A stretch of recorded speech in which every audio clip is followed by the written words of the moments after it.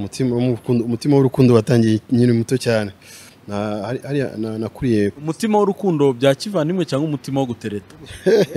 ugiye mu gutereta se njyewe ufite gutereta kwanya ntabwo nanze gutereta njyewe ndi umunyarwenya donc najyaga mu bintu by'amablage nkaba nakora amadega nkacokoza abakobwa nkazamura nk'ikanzu ibintu nk'ibyo ngibyo nkabinkubitira ariko gutereta nyine njye nakoraga amablage cyane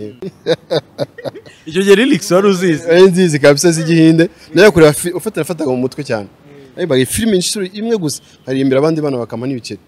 donc nkakora ariko target ari abakobwa mfasha ugahogoza ariko ntabwo navuye mu Rwanda mfite 17 ans nagiye ndi imanzi ntabwo kera ntabwo twakubaganaga cyane mu mutima wawe mu mubiri wari umeze ute winjira mu ndege bwa mbere ninjira mu ndege ndibuka ko ntasubije amaso inyuma narinjiye sinakebuka narinjiye ndajya ninjiramo ndicara nandi kumwe na grand frère twembi bisekere wowe mukobwa mwiza itetere mwiza wabuzi nenge irorere inyirandoro nziza ma isekere nyiraseko nziza hanyuma kitagatangira sasa Cheetah Magic. Reka tubasuhuze rero mwebwe mudukurikira mu bice bitandukanye by'isi kandi tubifurize ibihe byiza no gukomeza kugubwa neza mbahaye ikaze rero kandi mbifuriza kugira ibihe byiza nkuko nundi mubikora muduha ama likes duha ama commentaire bitewe nuko mukurikira ibyo tubagezaho muri rusange turi kumwe rero n'umugabo yamamaye cyane mu muziki yamamaye mu bikorwa bitandukanye afashamo abahanzi nyarwanda batandukanye azwi nka Benjamin Kayiranga ariko mu muziki ni Ben Kayiranga mu ndirimbo zitandukanye ariko ngewe iyo nkunda ni yitwa Isekere hari n'indi indirimbo yitwa indi yo mu bukwe uwo mwana niwe mahoro ni zimwe mu ndirimbo abantu bakunda cyane ariko ngewe umwihariko wanjye ni Isekere none nkakunda aga party ka rap kazaho inyuma yitwa uriya muraperi namumenyeye hano yitwa DMS yamenyekeye cyane mu gihe izi njyana ziri moderne zari ziri gutangira ariko none icyo gihe nacyo n'ubundi ba Ben Kayiranga bari bagizweho cyane barimo ba Minani Rwema n'abandi bantu bagize uruhare rukomeye mu kubaka uyu muziki muri rusange turi kumwe na Ben Kayiranga niyo tugiye kuganira mu kiganiro kirambuye ngewe nitwa Julius Cheetah reka tumuhe ikaze abasuhuza ubundi tuganire birambuye muraho nkuko bivuze nitwa Ben Kayiranga nkaba ndi umuhanzi nkaba mu gihugu cy'u Bufaransa ariko cyane cyane nkunze kuza mu Rwanda mu bikorwa bya muzika n'ibindi bikorwa bijyanye n'akazi nkora rusange ku electricien mu technicien mu mashanyarazi hanyuma nibyo ufatanya guti Burayi na music kugira ngo ibashe no kugera i Kigali akazi ko kubera burambe mu kazi mazemo imyaka 26 ariko umuziki wo ni hobby ni nko gufiringa nyine nishimisha mu ma weekend mu biruhuko ibintu bituma umuntu yumva amerewe neza mu buzima gito muziki ni nko gukora sport n'ubwa mbere tuganiriye byumvikane ko mfite amatsiko cyane kuri parcours yawe uko wageze i Burayi n'ibindi byose bitandukanye uko wabashije gukorera umuziki hariya hari abantu bava mu Rwanda baratangiye ibikorwa by'ubuhanzi bagera hariya bikagorana kubera akazi inshingano no kuzihuza n'ubuhanzi n'undi muri rusange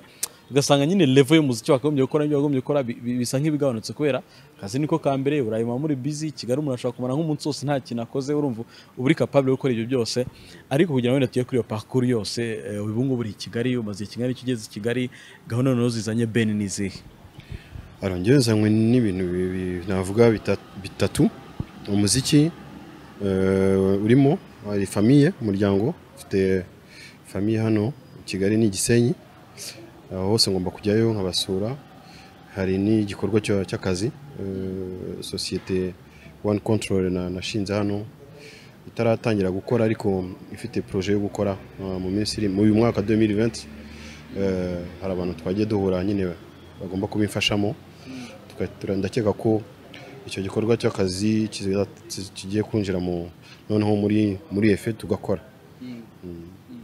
umuntu iyo atekereje ngira ngo mu gihe cyashize tutaragera muri vision 2020 ko turi mu kwezi kwa kabiri twarayitangiye iyo umuntu yakoraga ikintu kidasanzwe twaravuga ngo ni imvaburayi ngo uriya muntu ngo ameze nk'abantu b'i Burayi ni iki muri rusange i Burayi ko tuhumva i Kigali uri i Kigali cyangwa se uri Nyamasheke uri i Gisenyi n'ahandi hantu hatandukanye bibereye mu bice bitandukanye byo mu Rwanda umuntu yumva i Burayi akumva ari nko mu ijuru akumva mbese ni paradise n'ahantu hadasanzwe ndagira ngo tubwire nk'umunyarwanda w'umunyafrika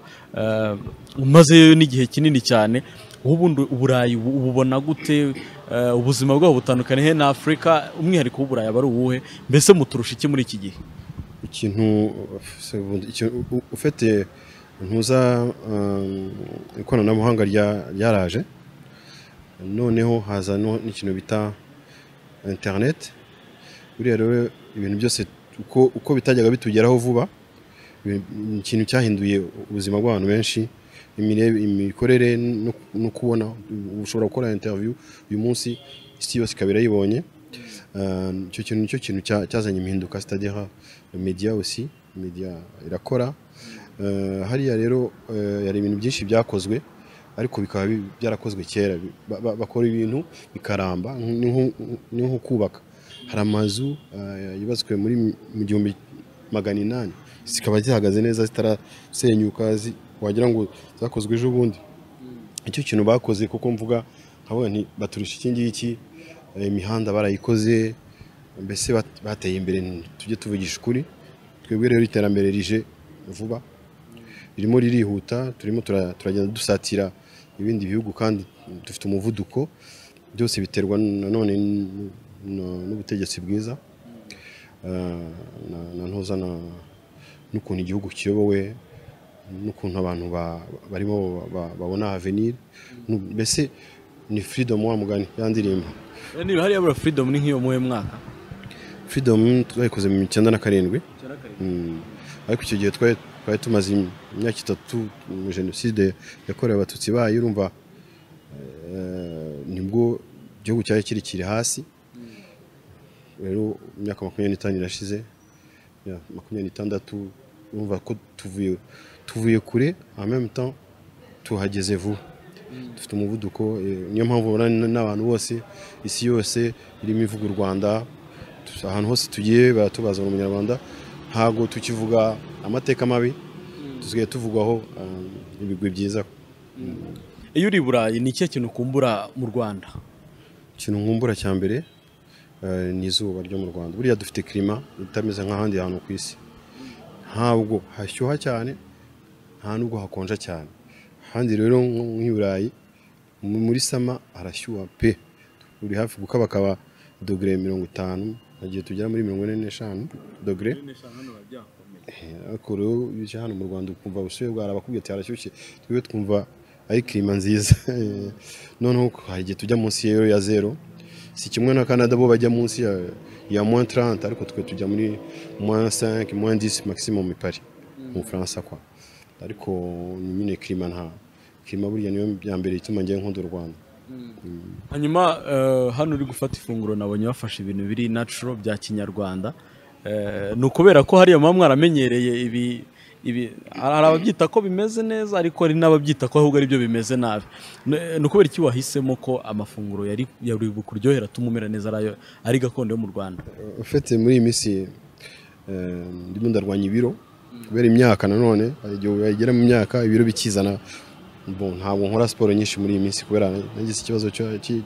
cy'ivi ariko nagombye gukora siporo hanyuma nkagabanya ibiro kubera nyine ubuzima bwanjye bwiza niyo mpamvu rero ndimo ndaprofita nkarya ibiryo gakondo imbuto ibiryo bituma umuntu mbese atarimo amavuta menshi bituma umubiri bituma ubuzima bwanjye bwiyongera kubaho neza abantu ba muri diaspora cyane mukunda kuvuga ko mukumbura cyane by'umwihariko u Rwanda bivuze ko habirungu cyangwa internet yarabafashije riragabanuka internet yaradufashije nanone ariko hari ikindi kintu cya mbere nuko hari umutekano wacu amahoro uragenda ushobora kuzana projet ejo ugakora icyo kintu ni cya mbere hari amahoro umutekano hari amategeko abantu bagendera ku murongo hari ibihugu nk'iparungu njya mbivuga ko hari ahantu utajya wisanta uri muri security kandi bavuga ko ari igihugu byateye imbere ukaba hari ahantu utajya muri ufite ubwoba ko bakwiba cyangwa se bakugirira nabi. Ibyo ngibyo nabyo tubagombye kubivuga ko hano mu Rwanda uragenda ijoro, njyewe nta Nyamata agiye mva hano muri centre ville minuit masaha arenze, ariko nta kibazo gihari, imihanda iragendwa. Hari nanone abantu bashinzwe umutekano, amakontorore agomba gukorwa ku bantu bakora amakosa. Ibintu byose bituma umuntu yifuza kuba mu Rwanda hari security. Ubundi ni cyo kintu tubona navuga abantu bifuza kuza mu Rwanda. Nanone ndakeka ari nostalgie ko iwanyu heza hameze neza, nta kuntu wakwifuza kutaza. Hanyuma umuziki wawe i Burayi ubasha kuwuhuza gute n'akazi ka electricien ukora nk'umu electricien, bijyanye n'amashanyarazi muri rusange? Ni nabyo urumva bigomba kugwa interest nini kurenza ubuhanzi, ariko ukagira umutima ukavuga uti ngomba gukomeza gukora music wacu banze nk'umuhanzi. Ni gute none ibyo ngibyo bihuza? Ngewe ngira amahirwe yuko mfite amavakansi menshi, nkora mu mashuri ya leta, kuvuga ngo iyo abanyeshuri bari muri vakansi nanjye mbona vakansi. Rero music ni nka hobby, ni ukuvuga ngo ni ikintu kindi mu mubiri, mu maraso. Nkunda kuririmba, nubwo nabaye nk'ubigabanyije gatoya kubera umuryango nanjye wanjye warahindutse, wariyongereye. None hari no gushora amafaranga nyine uyashyira mu muziki, nabaye mbigabanyije kubera igitekerezo nantuza na projet zo kubaka. Urumva ariko mu muziki ndawukunda, nkurimo gufatanya n'abandi, nicyo kintu nihaye cyo gukora ama featuring, ko mbona ko ari byiza bikoranye n'abandi. Mbibonamo imbaraga, mbibonamo divertissement, bituma nanone ukora ku bantu benshi bikoranye indirimbo n'abandi bahanzi nka The Ben par exemple. Iyo ndirimbo Only You yatumye abajene b'ubu ngubu bamenya. Iyo nza gukomeza muri style zanjye za kera, ntabwo wenda nari gutusha abasore n'inkumi urubyiruko rw'ejo bundi kwa. Hari na za kera si kera na Austin, nakoranye na Serge Yamuremye mu ijuru, nkorana na Eduse, umunsi n'uyu nkorana na Rese kuri album ye yitwa Butera, indirimbo yitwa Nyaruka. Nakoranye nande ni benshi, hari The Ben unakomna mukubwiye, ndimo ndakorana na Buravan, hari indirimbo tujye gusohora, hari Dani Vumbi, hari n'indi projet mfite na Soshomura. Urumva na featuring nyine abo nibagiwe mu buryo bwa divertissement kugira ngo abantu ubu ngubu bamenye, kuko abantu benshi bakunda music. Uzarebe ko hari n'igihe wenda music umuhanzi w'ubu ngo ashaka gufata indirimbo ya kera karahanyuze akayikora mu buryo bugezweho, nka kwa kunikitoko yakoze karabona ati donc agashyiramo umuziki kugira ngo abantu bo muri club bazayibyine. Nanjye kugaruka kuri ya ndirimbo twavuze tugitangira, uwo mwana niyo mahoro ntabwo ari indirimbo yanjye bwite, ni indirimbo nasubiyemo y'umusaza witwa Terufire Rwahitanya kwigendera. Uwo mwana niwe mahoro ni indirimbo yarakompoje sa femme, ouais, true story, Mujara je crois. Donc naje kugira n'amahirwe yo kumenyana nawe ku ndirimbo ye nari narasubiyemo, tubasha kumenyana, mubwira nyine impamvu, yambaje impamvu nasubiye mu ndirimbo ye, nyine aza kunsobanurira impamvu n'ukuntu twayisubiyemo yari yarabikunze cyane nge n'amatata. Donc c'est nyine urumva ko tugarura ibya kera en même temps tugakora n'iby'ubu ngubu abajene bakeneye kureba, tutibagiwe ko dufite na passé. Cyane ko niriya ndirimbo nimwe mu ndirimbo igora aba vocalist b'i Kigali, niba ari n'abadukurikiye mu bukwe ntago byoroshye kuba amanota y'iriya ndirimbo byo nyine agace gatangira yaririmba nkuko yayiririmbye. Ndagira ngo unyemerere nkugore uturi amasegonda 15 kuri iriya ndirimbo. Hari ukuntu uri hejuru gatoya mu manota, rero iyo uyitangiye nabi wirangiza nabi, igenda izamuka crescendo. Theophile rero yari umwanditsi w'indirimbo kandi akaba n'umuprofesseur wa muzika, yari yarakompoje cyane neza kandi naniwe mahoro andagije umutima, niringiye yuko ntazamura kuko turi kumwe iteka. Naga Saint Valentin naga Saint Valentin. Uze Saint Valentin mitanibaza iba uri Kigali ceceka ubu madamu yankoreye surprise ngiye kubona mbona mu gitondo aho nguba hageze indabo agakarita mbona abipostize kuri yakubiye ko yabigenje ate yasinze ubufindo yakoresheje ayituma naho ryihuse nyine nabyutse afite emotion ndavuga nanjye uyu munsi ndafite ukuntu nza kumukora surprise nanjye nzi ukuntu nza kubigenza umuntu nza gutuma ariko nanjye biragoye kuko ubu ngubu arabitegereje ndaza kumutungura. usibye ko ubu ngubu uri mu Rwanda iyo uri kumwe na madame mu rugo mu Bufaransa aho mutuye ku munsi wa Saint Valentin biba byifashe gute? Umunsi wa Saint Valentin birumvikana ko tugomba gusohokana tukajya ahantu nyine abakundana bagomba kuba bari tugasubira mu byo tugezeho mu byo twakoze mu byo tukareba avenir uko tujye bese ni façon yo kwibutsa ko urukundo rwacu rugomba gukomera ugafatisha imizi. Ni umunsi w'abakundana ariko ubundi umunsi w'abakundana bagombye kuba buri munsi ariko ubu ngubu ni special nyine utwibutsa abibagiwe ko tugomba kuzirikana ko urukundo ari urwa mbere mu bintu byose bitubeshejeho. Hari abantu uyu munsi harimo nawe uri kutureba uri gucelebra Saint Valentin aribwo uri bugirana ibihe byiza n'umugore wawe kubera ko ari Saint Valentin uri bugirana ibihe byiza n'umugabo wawe kubera ibyo bintu. Ndagira iki nababwira abantu bareba umunsi bakagendera kuri fête kavuga igihe cyo kuba romance y'abantu bakundana abe ku munsi umwe gusa. Ndagira ikintu babwira cyane ko no mu ndirimbo muha abantu batandukanye zazirimo ubutumwa bwo kugira urukundo ruhoraho rwa buri munsi. Ubwo ufite ni nkaho wambajije uti est-ce que ni iki kintu bagombye gukora uyu munsi kuri uyu munsi uretse gusohokana muri restaurant? Kwanza banza uvuge ku bantu bumva ko celebration z'iminsi nk'iyi ari kuri uyu munsi gusa ntarasohokana umugore we ngo umugore wenda dress ibumbi 80 amayero 150 cyangwa arenzeho wenda uyibaze mu mayero 150 mu Rwanda ho ni menshi ariko i Burayi ho bari make ariko nyine akora akantu kari no mu buzima busanzwe bibe bibaho. Ufite nta muntu natunga urutoki kubera situations ziratandukanye z'abantu. Umuntu ufite kampani afite ukuntu ubuzima bugoye kumanaginga ubuzima atahatinze gusanga bese akazi kagomba gukorwa abakozi ibintu byatubanye byinshi natwe igihe umuntu yibagirwa ariko quand même twagombye gushyira mu rugero tukumva ko dufite aussi abakunzi babidufashamo. Ntabwo twatera imbere udafite urugo rwiza ntibishoboka ibyo ntabwo bibaho. Abafasha rero turafashanya afite mu buzima abatabikora bose mu byibuke ko tugomba guserebura buri munsi ugahora uzana karabo urabona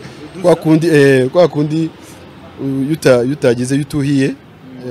imbuto nyine zirarumba natwe abantu nuko bimeze n'abana bagomba kwibutswa ko ababyeyi bagomba guhora bibutsa abana ko bakunda ko bari iruhande. Byose ni urukundo nta kintu twageraho utari mu rukundo. Tukiri ku rukundo reka wenda tujye ku buzima bwa Beni ho gato kera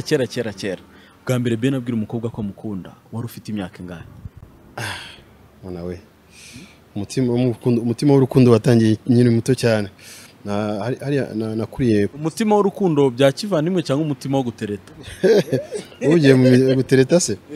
njyewe ufite gutereta kwanye ntabwo nanze gutereta njyewe ndi umunyarwenya donc najyaga mu bintu by'amablage nkaba nakora amadega nkacokoza abakobwa nkazamura nk'ikanzu n'ibintu nk'ibyo ngibyo bakabinkubitira kwa kundi nyine muri abana ukazana akarorerwa indarerwamo ukaba wayishyira nk'hariya kugira ngo uropore amarorerwa nk'ayo ngayo narakoze ariko gutereta nyine nje nakoraga amablage cyane umukobwa akaba yagukundira icyo ngicyo. Wari ufite nk'imyaka ingahe? Jewe nafite nka 12 15 gutyo 12 15. Wigiye hejuru ho gato iba baryama tenora rikoresheje ko izo system bari bakoresheje hasi noneho umaze kwigira hejuru iba bararikoresheje. Ngabona nakubiswe ariko oya nta baryama tene nafite charme na n'umusore ntabwo naryizeraga nateraga imitoma tu nkaririmba nafite ijwi najya nkasubiramo indirimbo z'abahinde ziriya za Jimmy ajya ziriya zo muri film donc nari gukina igihinde tu nkaza nkaririmbira umukobwa w'abana agatangwa mu gituza wabyitwaragamo neza tu nkurikije ukuntu ndi kubishushanya narimbaga oh sho siti amehi shorenge ramadan irasati na sho icyo gihe lyrics wari uzizi nzizi kabisa z'igihinde nayo kureba ufataga mu mutwe cyane narimbaga filime inshuro imwe gusa nkarimbira abandi bana bakama n'ibiceri donc nkakora ariko target ari abakobwa inka mfasha ugahogoza ariko ntabwo navuye mu Rwanda mfite 17 ans bona nagiye ndi imanzi quand même ntabwo kera ntabwo twakubaganaga cyane na 17 ans kabisa ntabwo nazi ibintu by'abakobwa uvuga ngo waraganiraga gusa ariko ibindi byo warabitinya cyangwa nta nubwo wigeze utekereza ko ari ngombwa oya kera urabizi byabaze n'abantu bakuru muri za 80 nta bintu wajyaga kugira kuba majeur utaramenya neza ukuntu bigenda ugategereza hanyuma ibyo nabikoreye mu Burayi ibyo ni ibijyanye n'urukundo hanyuma buri wese ari ikintu kibaho bwa mbere ariko byanga bikunda nta ikintu cya mbere cyose gitanga memories bwa mbere Ben Kayiranga yinjira mu ndege wari umeze ute muri wowe mu mutima wawe mu mubiri wari umeze ute winjira mu ndege bwa mbere ninjira mu ndege ndibuka ko ntasubije amaso inyuma narinjiye sinakebuka narinjiye ndajya ninjiramo ndicara nari ndi kumwe na grand frère twagiye twembi dufite 17 18 ariko ndibuka ko ntasubije amaso inyuma ngo ndebe ko icyo gihe hari igihe habayeho ubuzima bubi nyine twumvisha ko tujye gusanga ababyeyi y'abana ariko indege ihagurutse bwa mbere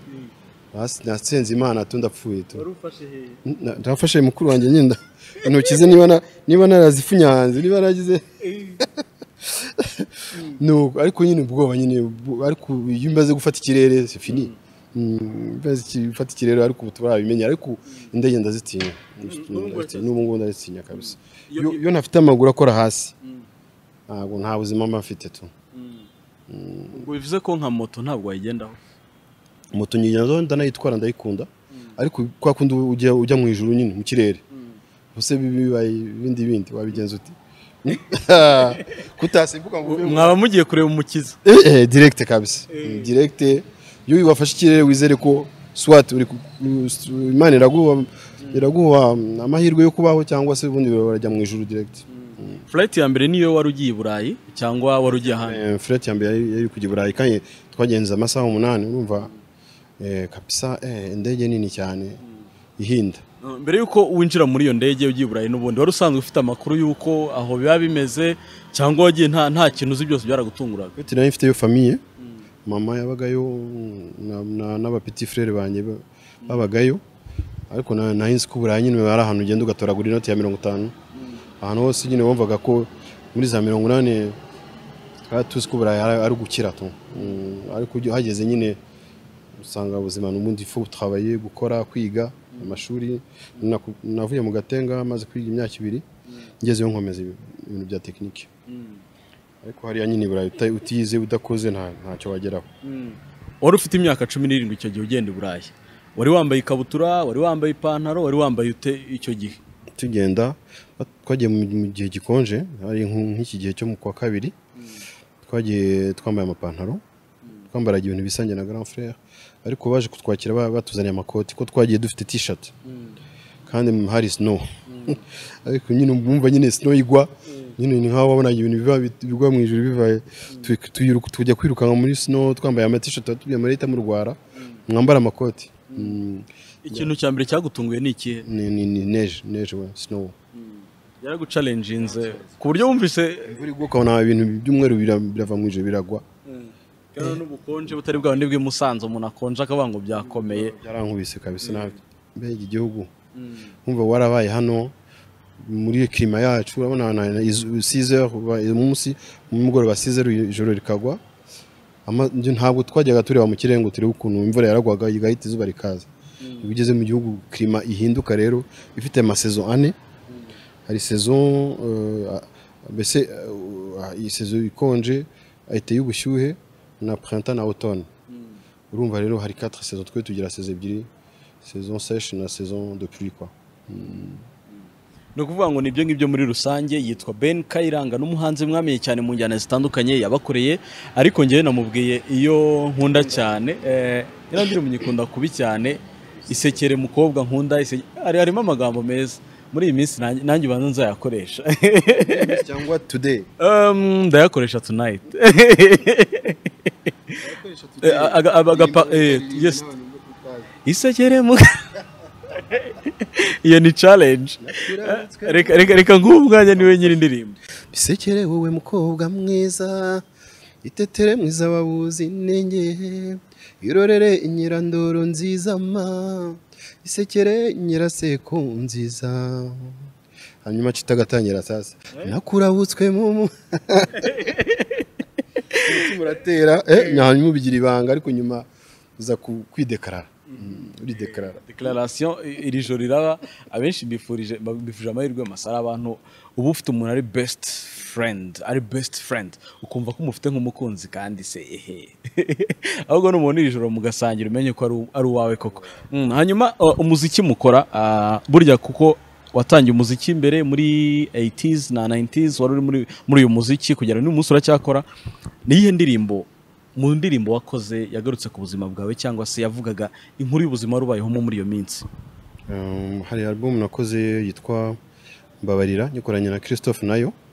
ariko harimo indirimbo yitwa Matata, Christophe Nyakwigendera, Christophe Matata. Twakoranye album ebyiri, Liberté Freedom ya mbere n'iya kabiri yitwaga Mbabarira. Mbabarira yo harimo indirimbo nandikiye ntuye mama, umubyeyi wambyaye, igihe kirageze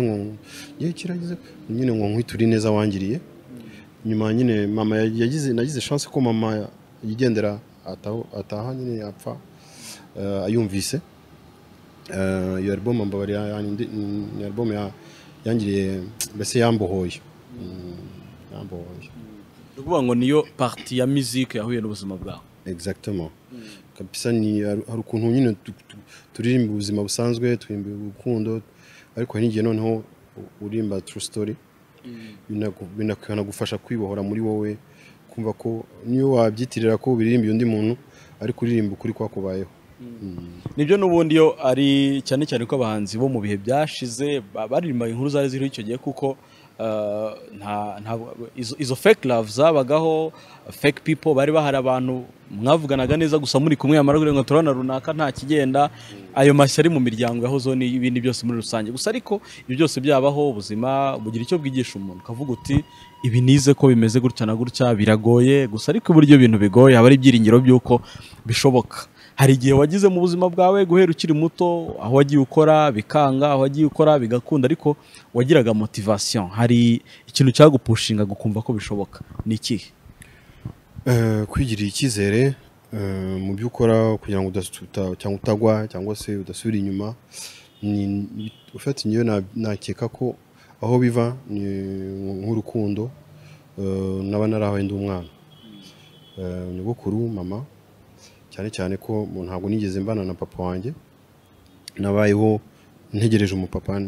nifuza kubona papa wanjye. Ariko urukundo umubyeyi aguha nicyo kintu, nicyo shami kwa ugenderaho, ugenda uryagura nawe ugenda winjira mu buzima. Nicyo kintu mbona cyatumye vraiment mbo ubundi ubu ngubu ngendera ku rukundo nawe n'ababyeyi banjye. Niyo mpamvu bibandaho cyane no mu ndirimbo no muri famille yanjye, mu bana banjye bigisha urukundo. Uravuga uti se urukundo rurahagije ko ni base y'ibintu byose. Kuba wakora uhanda service umuntu, utagira nawe umuntu, harimo urukundo. Mbese kwitwara neza, kudahemuka, nabyo ni sinye z'urukundo byose. Ubona nk'umwana ukura afite ababyeyi, arababona, ariko ababyeyi bari okipe bataboneka kugira bamuhe uburere, bamuganirize ubuzima bimeze gutya na gutya, bana n'abandi gutya, uzagira kuri ibi. Iyo umwana akuze nta burere yahawe n'ababyeyi mu buryo buri direct, atari bya bivuga ngo araba ari kumwe n'umukozi, ari kumwe na nyirarume cyangwa se nyirasenge babana aho ngaho,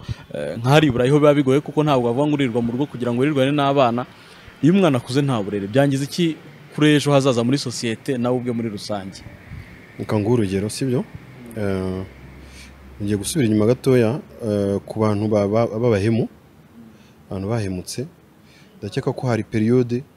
bagize itarigeze igira urukundo. Ipisi uzarebe neza hari chance tugira nanone abemera Imana, nabyo birafasha kuba waha abana education evangelique ukagendera kuri Bible, ariko hari nanone ibyo umuntu aba yaravukanye yarigishijwe yaratoje akiri muto. Umwana ajya kuba ikirara akaba mayiboba bitewe n'iki, uko atigeze abona ababyeyi hafi, atigeze yumva impanuro. Ndakeka ko biri important kwemera ko umwana aza aho ababyeyi bari akisanzura. Bya bindi nibyo bintu wenda abazungu baturusha. Ndibuka ko kera n'ubu ngubu wenda biracyahari mu Rwanda simbizi, ariko ababyeyi bari ahabo abana bagomba gukinira ahandi, abantu bakuru cyubahiro, donc kubaha abantu bakuru. Hari igihe nabonaga ngiye birengereye gatoya, akabaho peut-être simbizi neza, ariko cyangwa se nkungane n'iterabwoba ry'ababyeyi. Urugero ukaba uri umupapa, abana ukaba wenda iyo winjiye umwe uhita umukubita nk'urushyi, bakabimenyera gutyo, noneho nyina yabona nk'umwana akoze ikintu isara gukubita n'iki, bakagutinya ku buryo nazamano nuzimuha bizagenda nabi. Nagira ngo nkunganire. Ndakeka ko hari aho ngaho uvuze ukuri, guhorana hariya sinzi ukuntu babyita mu Kinyarwanda neza, ariko igitsure ni igitsure kirakenewe. Nanjye igitsure ndakigira, ariko nanone hari indi kote yo guha umwana nawe akaza akakwisanzuraho, akakubwira icyo yakoze umunsi, bisaba n'iminota 5 ku munsi. No kuvuga ngo nibyo ababyeyi mudukurikiye, ntimukitwaza akazi ngo mubure iminota 5 gusa. Iminota 5 irahagije kugira ngo umenye ese niba afite wenda abana 2 cyangwa 3 ku ishuri bimeze bite, ese biragenda, hakenewe iki kigakorwa kugira ngo umuntu agire motivation. Kuko hari abantu bumva ko niba wenda warakuze mu buzima bigoye, bwari bugoye kubera ko hari amahirwe utagize, ntabwo ari byo wari warahisemo. Kuba warabihisemo nawe ntabwo wahitamo kugenda nabi gusa, ariko bivuze ko isomo ngewe nkuyemo nuko tugomba kubana tugamije kugira ngo twubake ejo hazaza turebye ibya nonaha. Ko hari igihe abantu baba busy kubera amafaranga, ugasanga kubaka umuryango birananiranye kubera ko ntubonera umwanya. Hanyuma turi kugenda tugana ku musozo. Gahunda z'umuziki ufite muri iyi minsi ni zihe? Projet ufite i Kigali muri iyi semaine urimo ni zihe? Kuko wavuze ko ufite igihe gito i Kigali, wowe ukita gito, niba aba iminsi 15 kuri abari igihe gito kubera ko uhakomboye. Projet ni zihe? Ni igihe gito. Alors mu projet yanjye nshishikariye gukora ubu ngubu mu ntangiriro z'uyu mwaka,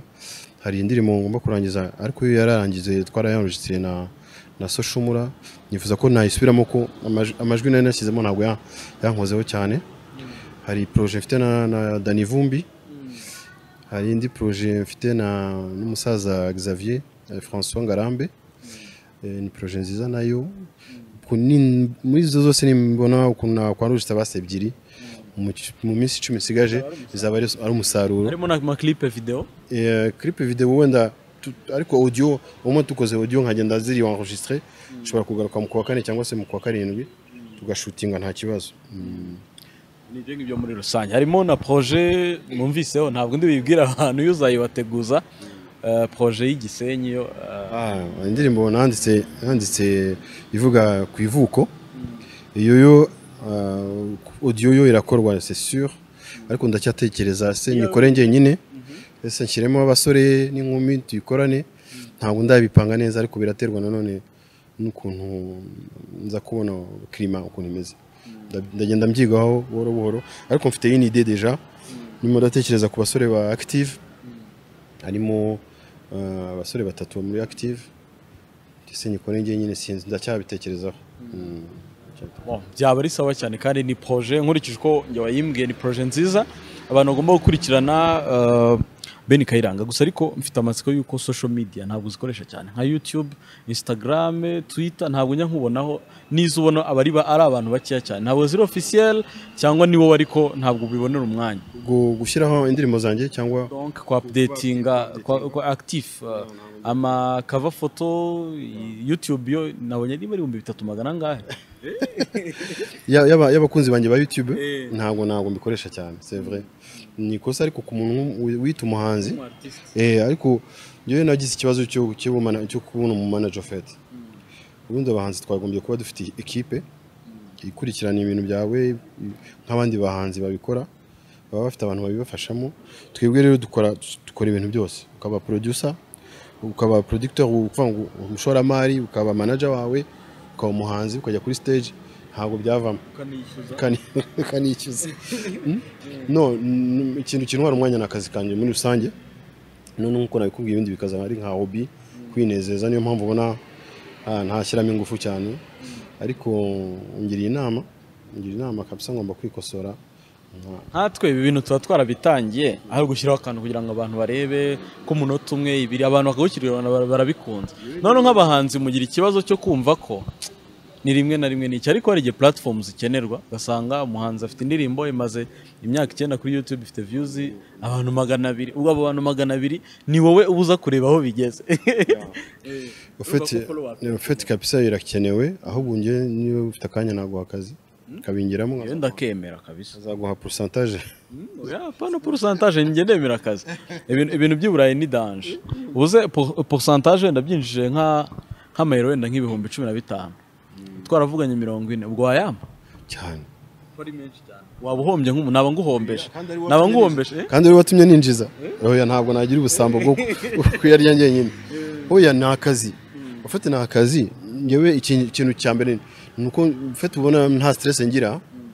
nuko nifite umushahara wanjye buri kwezi nzagira nungeze no muri retraite nkorera leta hariya mu France nta kibazo mfite na ariko nyine akinjire kiyongera ku kandi ariko nanone iyo ushatse gukora ibintu byinshi en même temps hari ikintu upfobye iyo ufite umuntu ubishinzwe biragufasha ariko nanone tuvuge ko buri kwezi winjiza amayero 800 hariya mu Bufaransa ntago buri bintu afasha mu rugo nuvuga ngo ayinjira yose afite agaciro ahubwo ikibazo nasohoka adafite impamvu ya ariko nyine